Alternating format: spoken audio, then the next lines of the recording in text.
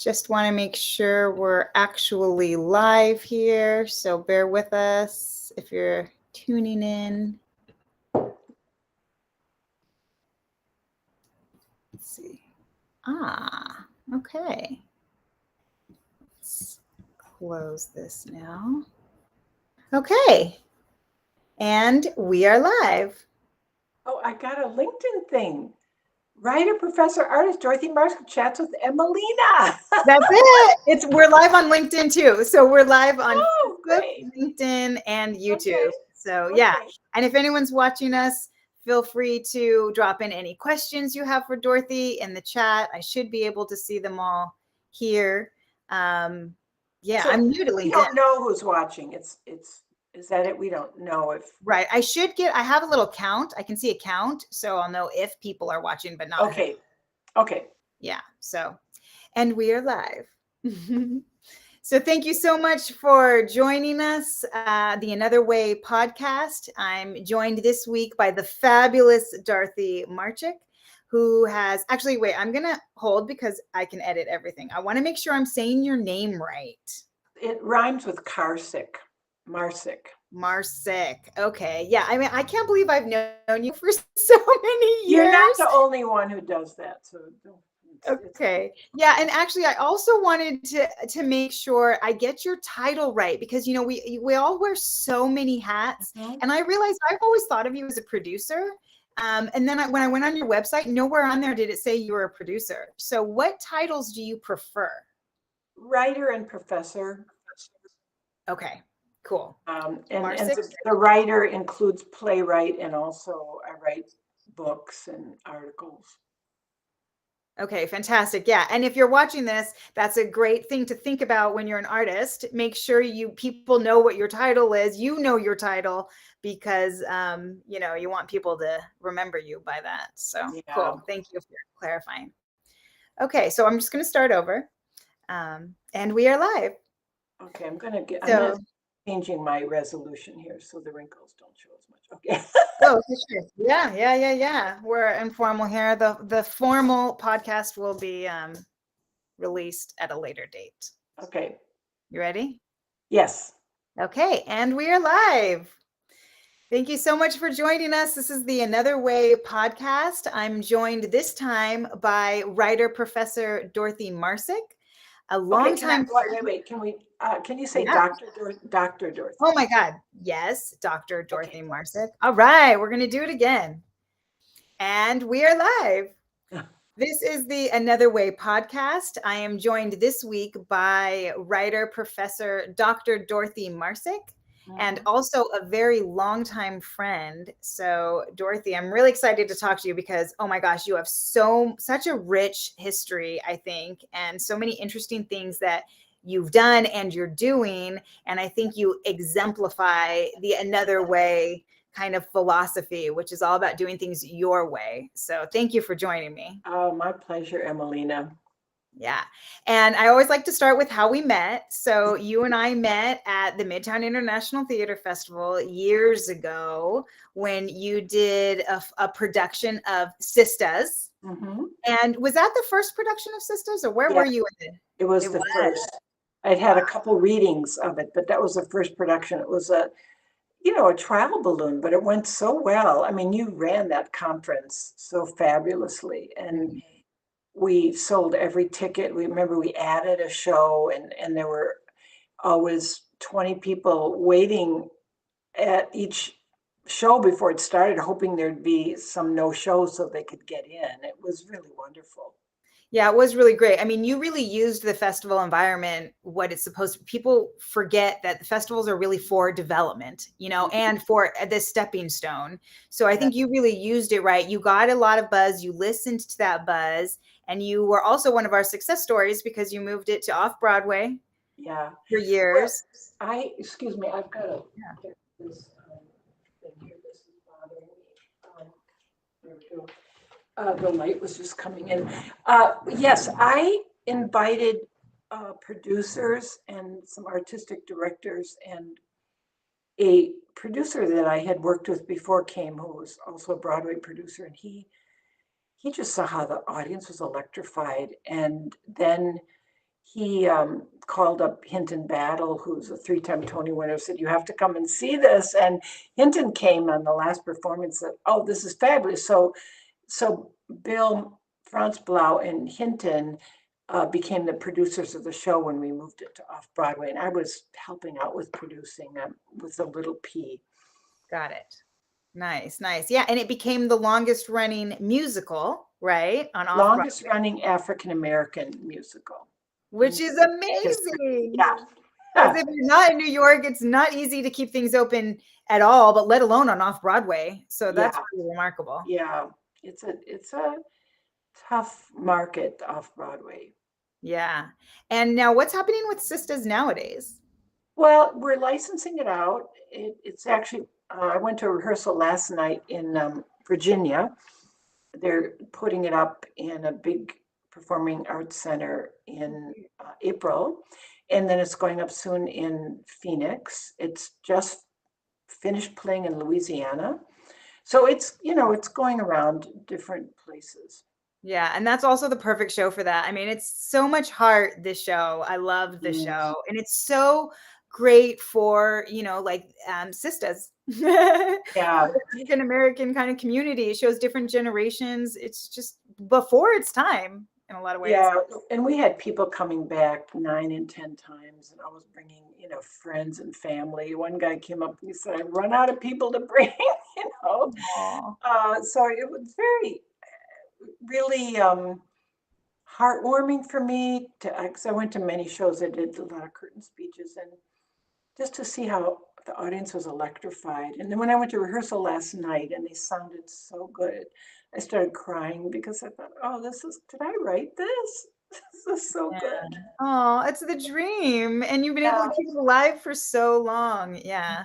And that's just one of many shows that you have. So I want to talk about, a lot of your other projects, but let's also start. I also like to start with your background and kind of your upbringing and maybe even your family, if you want to talk about that, because I think that's important in terms of, how we develop in artist development. So Mhm. do you want to share us a little bit about your background? Sure. I grew up in Pewaukee, Wisconsin, which most people probably haven't heard of. It's 17 miles west of Milwaukee. And I grew up in a white hood. The guys, my brother and his friends would, "Hey, you guys, what you doing?" This was my environment. And I think I'm trying to remember, I've been trying to remember for a while at what age I knew I wanted to get out of there. Mhm. Certainly by the time I got to high school, it was my big goal. I'm not going to live this way anymore. And I knew I was always the smartest kid in my class. I went to real small grade schools. I went to a big high school. And I knew that was my ticket out. So I studied a lot. I always took extra classes in high school, and then I went to the University of Wisconsin and was just overwhelmed with this world. I mean, as I grew up in this tiny little town of all white people in Pewaukee, and suddenly I went to Madison, Wisconsin. There are people from all over the world at every color and ethnicity you can imagine, and it was really opened my mind in Mhm. ways that I, I might not have opened. I grew up as a Lutheran. I not a Lutheran anymore. I'm a member of the Baha'i faith, but I got a scholarship to a Lutheran college in Iowa, and my mother wouldn't let me go because it was too far away. So ended up going to Madison, and my life would be so different if I had gone to that white college with all the white, I mean, the Lutheran college that had all white students in it from the Midwest. Um, and I don't think my mother realized that she was really changing my life by not letting me go to Lutheran college, but I'm so grateful to her. Wow. Oh, well, that's cool. And at what point did you know you wanted to pursue the arts? Well, I was always interested in playwriting. When I was in grade school, I was writing plays that we put on for the Okay. class. When I was like 6, I was writing plays or writing I was developing them. I don't know if I wrote them down, and selling tickets for 5 cents to neighborhood kids. And I had an army blanket tent that I put up for our stage. And, a lot of the career development, they say, look back to what you wanted to do when you were very young, because it's probably going to tell you what your basic interests and skills are. Mm-hmm. And so I was in productions in high school, and I started in college majoring in theater. And I loved it. I had some great theater teachers and communication. And then I won't go into all the details, but I ended up getting out of theater. I went into education for a while because I thought I'll save the world being a teacher. But the level of intellectualism was bothering me. So I majored in physics for a while, astrophysics, and Wow.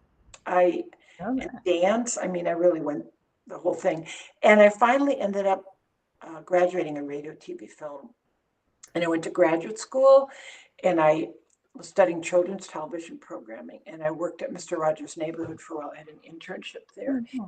And I got offered one at Sesame Street, but I decided to go with Mr. Rogers because he was just such an authentic person, Yeah.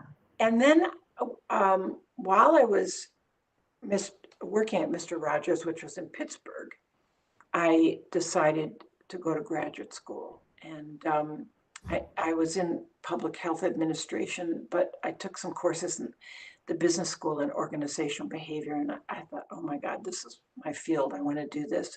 So I ended up getting a doctorate in teaching organizational behavior. My first job was at Arizona State University, and I've had a number of universities. The most recent full-time job I had was at Vanderbilt University. And previous to that, I was a Fulbright scholar at the University of Economics in Prague. And then when I was in Vanderbilt, because it's in Nashville, Music City, I started doing this research on women in popular music and found that basically women went from being seen as codependent to independent, from someone to watch over me to I will survive.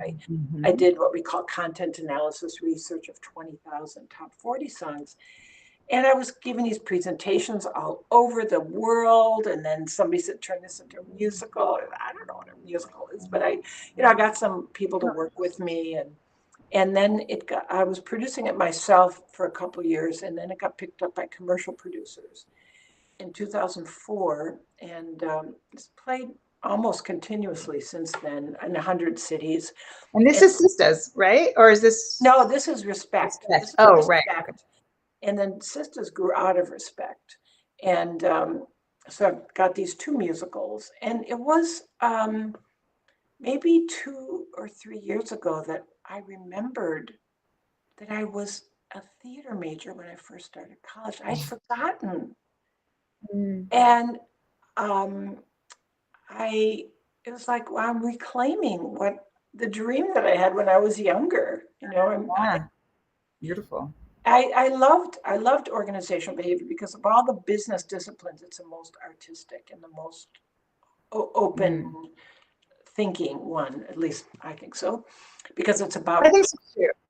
It's about how people behave in organizations, managerial psychology, and it's got some social science, anthropology, and psychology, and all these things. And I loved doing it. And when I would periodically think about theater, how much I missed it. But when I was teaching and I did 2,000 workshops and keynote presentations in my career. And I realized, well, I'm up on stage here. It's like being in theater, So I got the need filled. But I ended up coming back to theater without even. But meanwhile, you became a professor. I was a full-time professor for organizational behavior. 25 years. Right, incredible. But you were also teaching. Okay, but were you also teaching management or leadership? Well, that was it. Well, that organizational behavior includes leadership. Okay, right.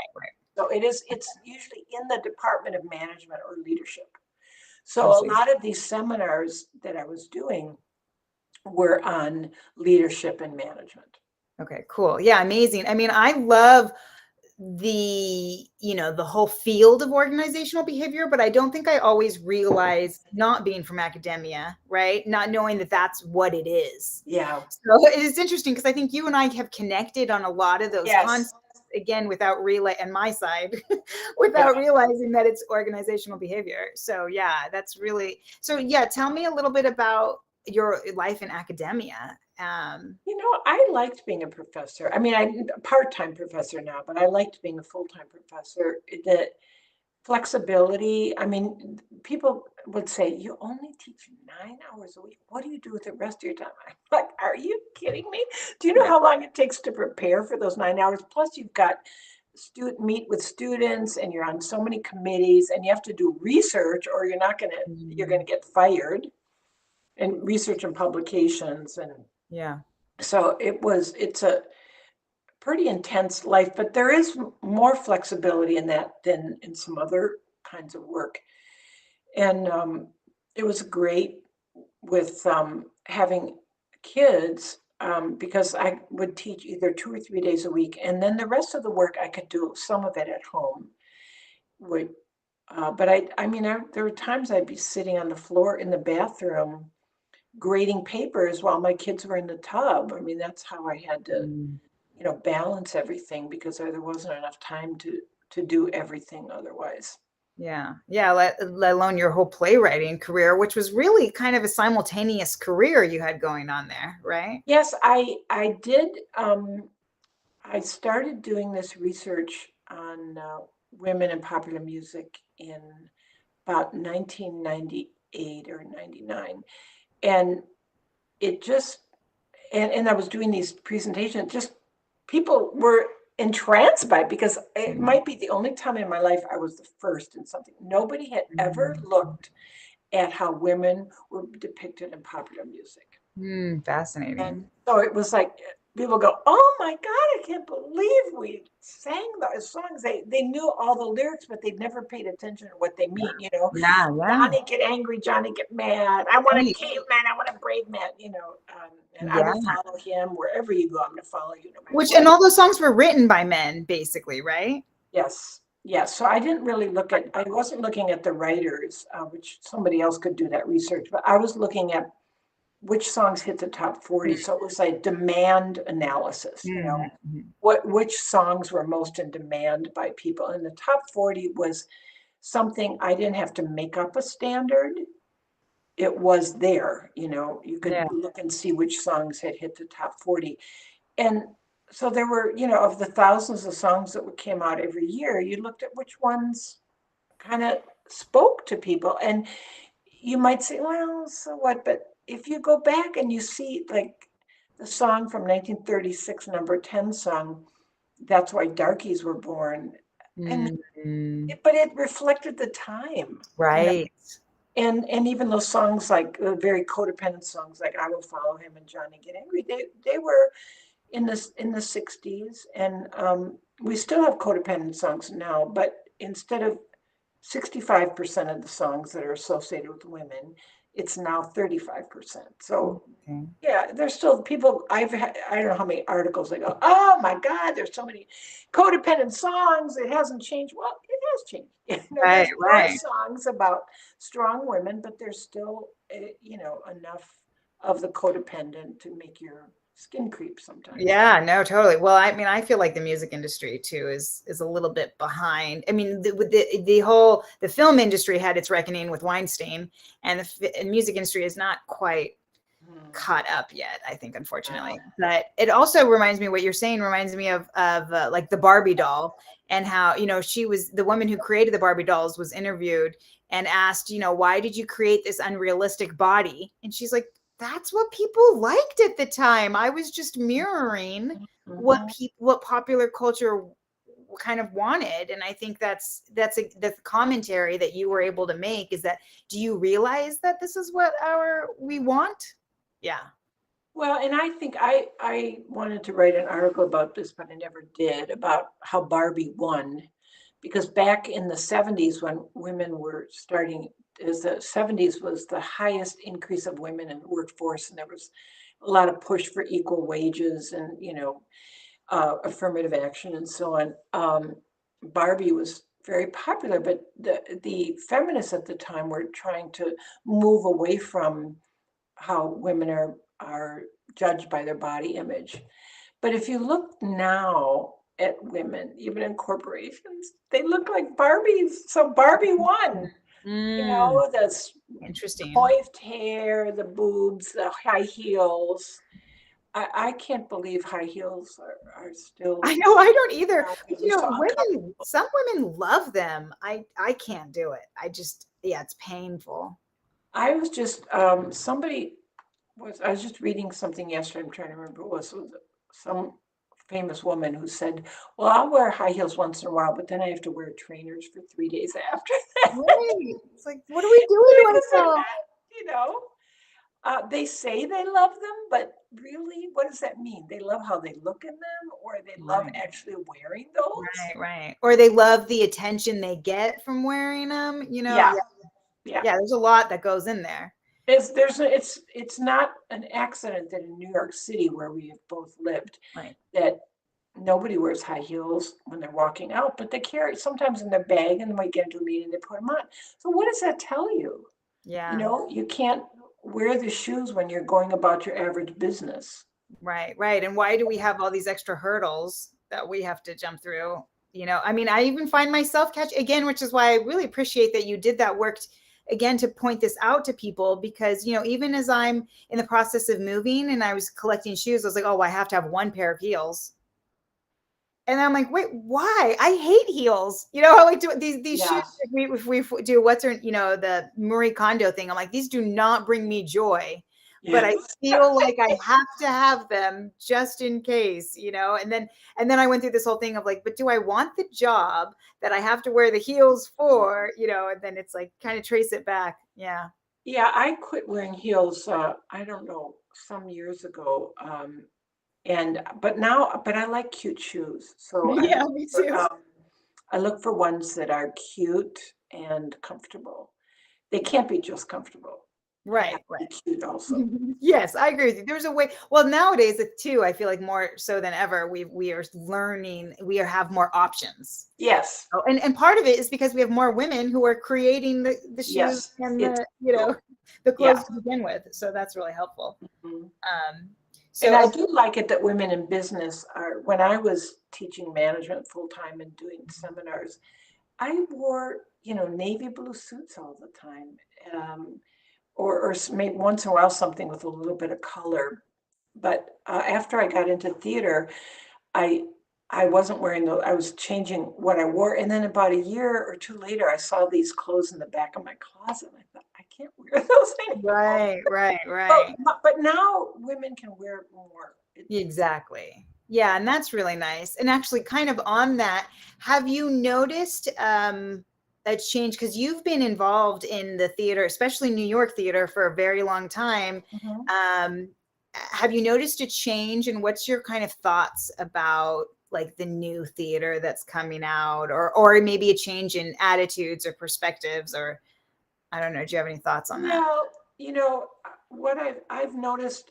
I started noticing this about maybe 8 years ago when I'm always in a playwriting class or two at a time, and sometimes I go on retreats, and I started noticing the younger playwrights were writing a lot of fantasy, and there was less naturalistic plays. There were more things, Hmm, um, interesting. you know, out of sequence time or characters that don't fit showing up, um, and but then I think, especially since the pandemic, that's even increased more. There's and some for good. I mean, anytime you get something new, you're going to get things that work and things that don't work. And I think there's been a a desire to shake things up, and some of the stuff you see, go, oh, really? But other stuff is good. You're gonna Yeah, not everything's going to be great. yeah. Uh, and um, yeah, so and there's just things that I sometimes I feel like I'm the only one in New York that doesn't like that play. Right. But then I'll read some other reviews and find, oh, there are other people who feel like I do. Because I think sometimes audiences go in and the either the title or something is just, and they feel like they have to like it because of some socially correct or virtues signaling reason, you know? Right. Right. Um, and and I was like that too before I got it really into theater. When I first came to New York, I was going to like 250, 300 shows a year, plays and readings and musicals. I mean, sometimes I'd go to two. There was times I went to three a day because you could squeeze Wow. them in. Yeah. I wanted to make up for lost time. But after it took me a few years to be able to be more discerning because in the beginning I liked everything. Yeah. And Yeah. if you don't see much, it's easier to please you. Mhm. And then I became too critical, you know, to a point it was like, I don't like this, I don't like that. So I had to sort of pull back on that also. Mhm. And but I do notice because I see so many shows, I notice things I didn't used to notice and where I think the average theater goer probably doesn't. I mean, if you get with people, there's a lot of people in New York who see much theater. They're not playwrights like me. Right. They just love theater, and you can get into deep discussions with them. But somebody who sees, you know, 8 or 10 shows a year is just going to be at a different level. Yeah, and it's interesting because it's like, you know, what theater at its heart is intended to, like, arouse conversation, right? You could say. Mhm. And so, some of these, like, I think the shows that are not as good for whatever reason, we think because we've been around it, we've seen a lot of theater, we understand the dramatic Yeah. structure, but so you've got these new shows that I feel like they don't necessarily understand the rules, but they're still provoking conversation. So it's like, yeah. Well, and I've noticed a trend, and I even asked one of my playwriting teachers about it. And this has been, I don't know, 5 or 6 years. I started really noticing it in my playwriting classes and things that I see up is less of a concern for plot. In fact, one of the playwriting classes I was in, the teacher said, I think Dorothy's the only one in the class that really cares about plot. What? How can you not have plot? You know, I don't understand it. I'm going to tell you, I don't. Yeah, yeah, I'm, yeah, yeah. I've never liked those slice of life kind of Right. plays. Sounds very David Lynchy was where my mind went to. Yeah, and it just Yeah, interesting. I don't know, I don't get it, but there people like it, you know, and it's Yeah. like it's a matter of taste also, you know, that some people like certain things, but I've just noticed that trend, and I continue to watch that to see are those plays going to get produced or are they not? Is the audience still want to Yes. plot some more? That I don't know. Right. Well, that's also something else I've noticed in terms of things that are changing is that there's seems less of a pursuit for, whereas before it used to be like, okay, maybe you started a festival and then you kind of take the steps, then you go Yeah. off Broadway and then you go to Broadway, and now it seems like there's less of a desire to go kind of straight go to Broadway, and B, I feel like there's more options for people getting their work out there, that doesn't necessarily include Broadway. And so what you get there is that you get less, like, I don't know, like roadblocks, I guess, because people are just doing what they're able to get it out there. I mean, thanks to Zoom in part. Hmm. Well, and that's a good thing. I always felt that this obsession with getting to Broadway was not healthy for because most shows don't belong on Broadway. Yeah. No, I've had people, I can't tell you the number of people for sisters who go, oh, this is better. You should be on Broadway. This is so much better than what. And it's not a Broadway show. I agree. I totally agree. It would lose some of its Yeah. heart, I feel like. And I've seen a number of shows that went from off Broadway to Broadway that just, you know, died on Broadway. And if they could have lasted for years like we did off Broadway. Yeah. But of course, then once you get on Broadway, even if you only last 2 days, then the Broadway touring companies take you, and that's where you make your money is on tour. Right, right, right. So I mean, I get it, but I have so many people that young playwrights would come to me. I remember, I remember this one playwright was trying to ask me for advice, and this was, well, she wasn't particularly young. She built a company, and now she was like me, went into playwriting as a second career. And Let me just she'd go. only had, the only thing she'd had produced was one scene in a festival somewhere in the middle of Pennsylvania that nobody's ever been to. Okay. Mhm. Yes, And I'm listening. so she came to me, she said, I really, can you help me? I said, well, tell me what your goals are, because then I will know what advice to give you. She said, I'm going to be on Broadway next year. I thought, oh, honey. Yikes! What do you say? What do you Well, say? you can, because it's like, you have no idea how this works, right? Yeah. And of course, she didn't get to Broadway, and I think she even got out of playwriting. But I've a number of people who would say, either actors or writers will go, I'm going to be on Broadway next year. And you're going, "Mm." And then, of course, Oh, it's so often those people leave New York because um, it didn't meet their expectations. They don't realize you have to work right. really hard to get it. But also, Broadway isn't for everybody. I mean, Right. I've been very happy to be on off Broadway and in regional theater. It's been wonderful for me. I agree. I've really fun. I mean, I've always kind of loved the idea of off Broadway, just because it's indie, you know. Yeah.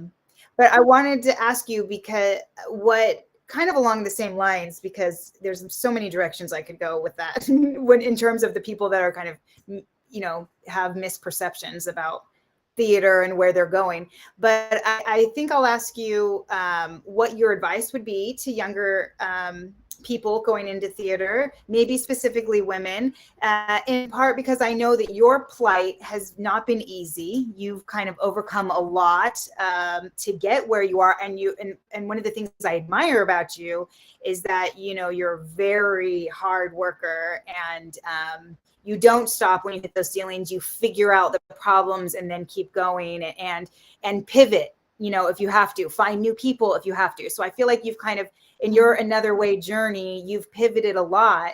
And nowadays, I think there's a lot of people who don't appreciate that maybe in some ways because they feel like they don't have to, and maybe they don't have to because now you can go on Zoom and all of a sudden you could be a big success or you're an influencer. So yeah, I'm kind of curious, having said all that, Well, what would what you say? percent? I mean, I had a podcast.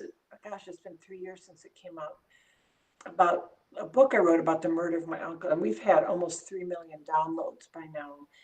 It was a real success, but other people think, I'm gonna do a podcast, I'm gonna get 3 million downloads. It's not that easy, Right. Or you go on Zoom. Oh, I'm gonna have it. Well, you get 20 people to watch you. It's not just because Zoom is there. It doesn't mean you're going to have hordes of people. Right. And you sure there's those influencers, but how many of them are there compared to the number of people who wish they were influencers? Yeah. Right? It's nothing's easy. I think that's the one. Um, Everything I've done in my life is hard work. I had a friend who said to me some years ago, Dorothy, everything's come so easy for you. I said, are you kidding? You see two things that I do that are successful. You don't see the 98 that I tried that didn't work. So Yeah. you try two things and they're not successful. You go, oh, I'm never going to be able to do this Right. again. Right. And so that's it's, and I look, I hang around with playwrights, and some of whom are more talented than me, but their work hasn't gotten traction. And I've really thought about this a lot for several years now. What is it? I mean, they're better writers than me. Why? And I mean, part of it is, I think, it's my theory, that I think strategically. So, whereas I've had many playwrights, I've heard them say, well, I just thought my work would get out there. And you think, well, you write it and somebody's going to find you. They're going to come knocking on your door. Maybe that, not that, but they'll say things like, well, I just thought, it would get out there. Well, how's it going to get out there?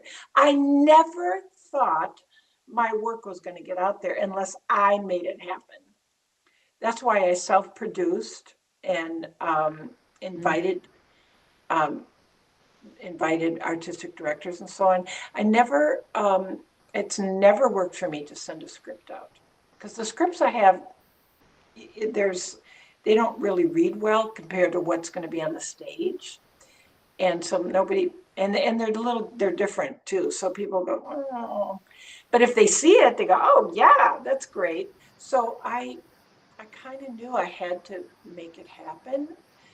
And when it costs money to do that, and it's a risk.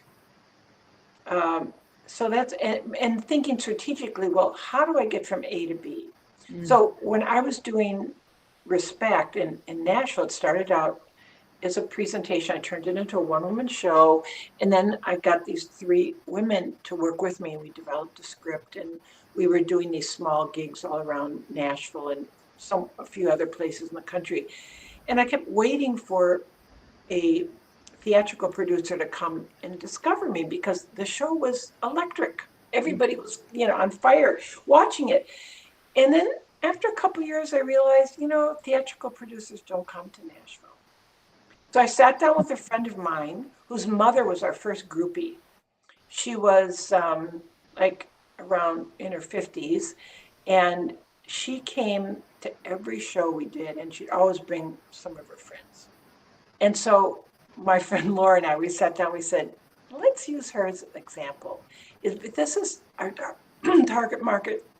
It's middle-aged women who enjoy theater. They've got a habit pattern of going to theater, and they have enough expendable income they can buy some ticket.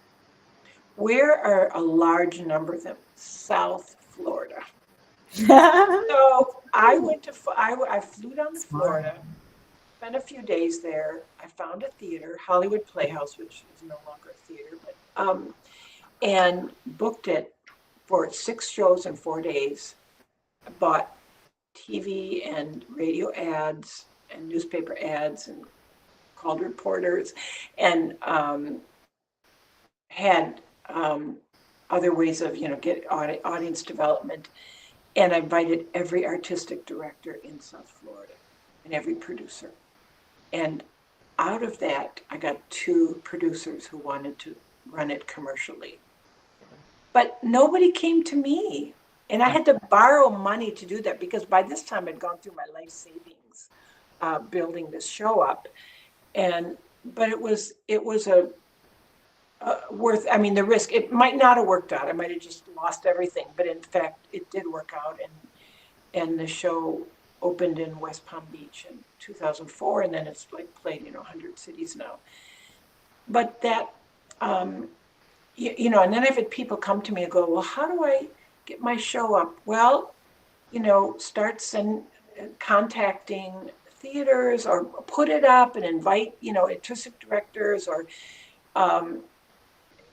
and I tell people do look at Lord theaters and go, try to find the ethnic group that your play is on because there might be organizations around the country. And then people will go, oh, that's so much work. Right. Well, yeah, I mean, that's how you get a show up. That's how you get people to sign on. So I think what you were saying, because I think strategically and I do work hard and I just don't expect anything to fall in my lap. I don't know how you exactly teach that to people. Right. There's a book called Grit, which is about that. Can you just keep working at things? But I think it's partly a personality trait. Yeah. And so, I mean, you got to find what works for you. And some people, not everybody's an entrepreneur, because what I had to be was an entrepreneur. Yes. And not everybody's suited to be an entrepreneur, and they could lose everything by trying. Yeah. So I'm not telling everybody to go out and do that. But if you want to, and you have the capabilities, then for me it paid off, and I'm really grateful that I did it. Does that make sense? Yeah, no, absolutely. I mean, I think where I start with artists is trying to figure out, go into, find their authentic self and find out why they want to do it. And, that's that space where you start to realize, do I have that grit in me? Do I want to do the work? And if you kind of go inward and do that authentic work first, I think in theory you can find that. But I'd also say I've come across so many artists who really believe that their work is so good, they're just going to get discovered, basically. And that does not happen, No. And it also, when I made that realization, when I realized, partly from doing the festival and seeing so many great shows that I really loved and believed in, just not go anywhere, that it doesn't, that's just a small factor. Being good is just a small factor. And this is, again, across the arts, and it made me realize, looking back, how many artists have we not heard from, and the ones that we are hearing from, to go back to your point earlier about the music, the ones we are hearing from are the ones who have usually been handcrafted by the establishment, if you will, or, these like probably white men at the top saying that, okay, I'm going to choose you. And there's obviously some hard work and stuff that goes into there as well. But my point is that there's so many people that we're not hearing from. Yes. Because of it, for whatever reason. So I agree, it takes hard work. I think that's a precious message. And it's that, I don't know if you remember that Kenny Rogers song, The Gambler, no one to hold him, no one to fold him. Oh, yeah. Because there's projects that I've started that just don't go anywhere. And at some point you realize this isn't going to go anywhere. Yes. But the ones that, for me, I look at the audience a lot. Is the audience really engaged? Are they electrified? Then I know I have something. Otherwise, leave it and do something else. Because I've seen people push stuff that, audiences are falling asleep. And it's like, can't you notice that what's going on there? Yeah, and pivot. Learn how to pivot. Yeah, and to pivot, exactly, to be able to, and that's part of, I think, being an entrepreneur, sensing the environment. What are the needs? And I try to do this, it's not working, so I'm going to pivot and do that. And find out what, like your own strengths, that's what you're doing. What are my strengths? What can I bring to it? And how do I develop it? Going back to the Midtown Festival, Sisters was nominated for a number of awards. And the only one we won was most tickets sold. And that's a great prize, actually. My daughter came with me, my daughter who was an economics major in college. She whispered to me, she goes, Mom, this is the only quantitative measure here.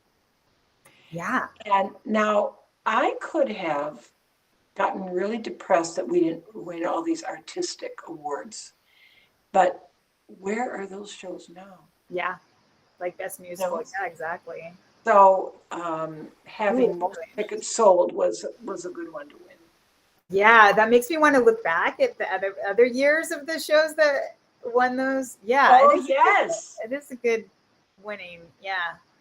I love because that. If you're in, I've spent my life in theater, in commercial theater, and it's, there's a lot of overlap with nonprofit theater, but the main difference is in nonprofit, you have fundraisers and donors, and so you can put up shows that maybe you're not going to sell as many tickets. But in commercial theater, if you don't sell tickets, you close. That's it.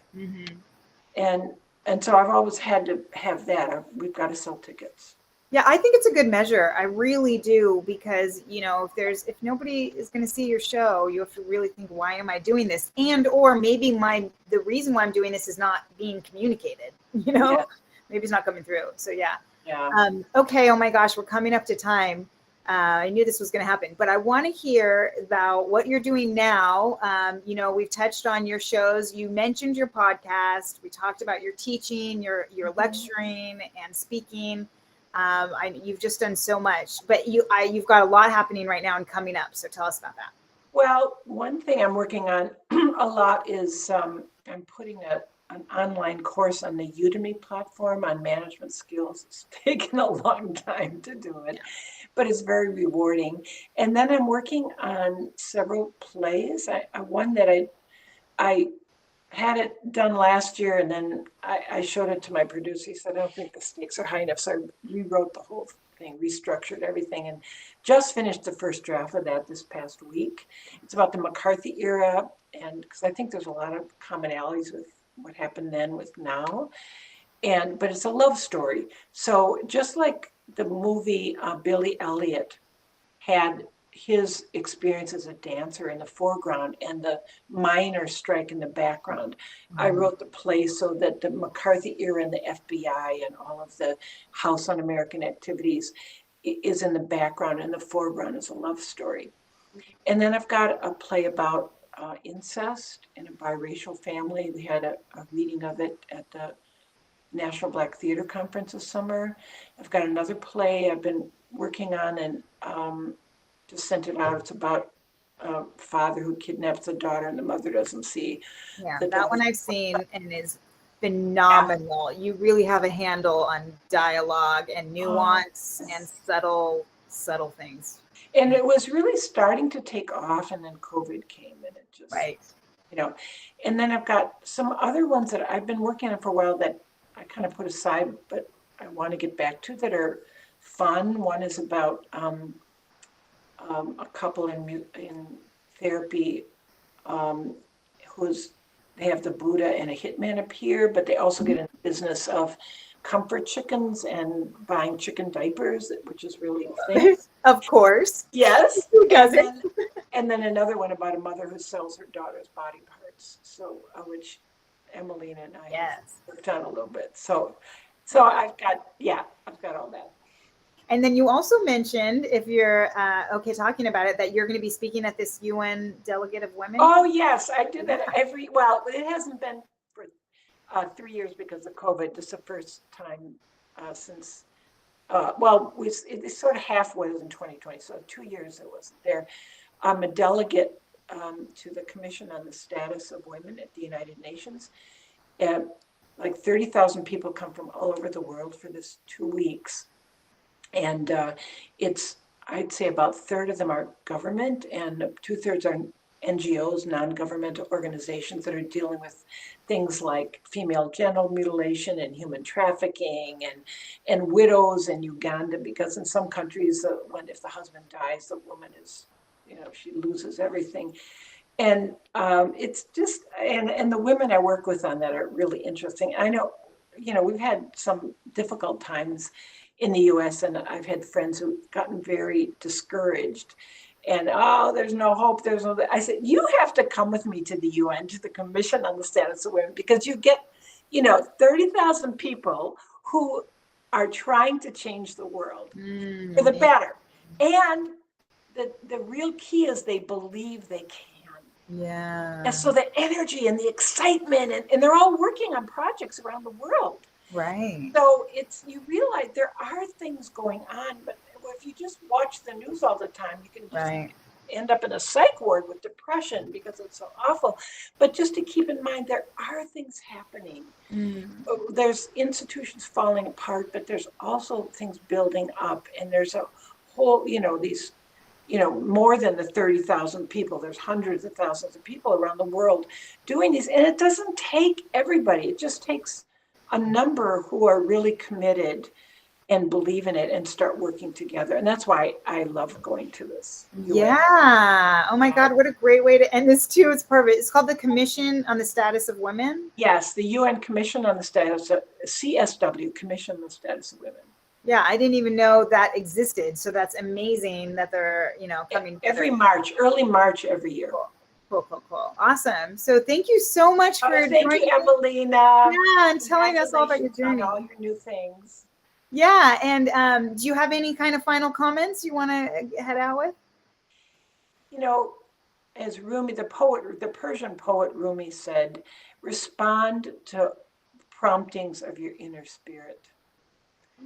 Listen to what your gut and your telling you that you're drawn to, and then spend enough time. Maybe you can't do it as a full-time living, but what I've found working with people is that if you get buried under the musts and the shoulds of life, which we all have, you just become demoralized, your energy level's low. But the more you can do things that you like and love, you're going to be energized and find you have resources you didn't even know you had. I love that. Thank you. Yeah, then that hard work is a little less hard. So, yes. Thank you so much. Okay, thank you, Emileena. All righty, we'll see you next time. Okay, bye.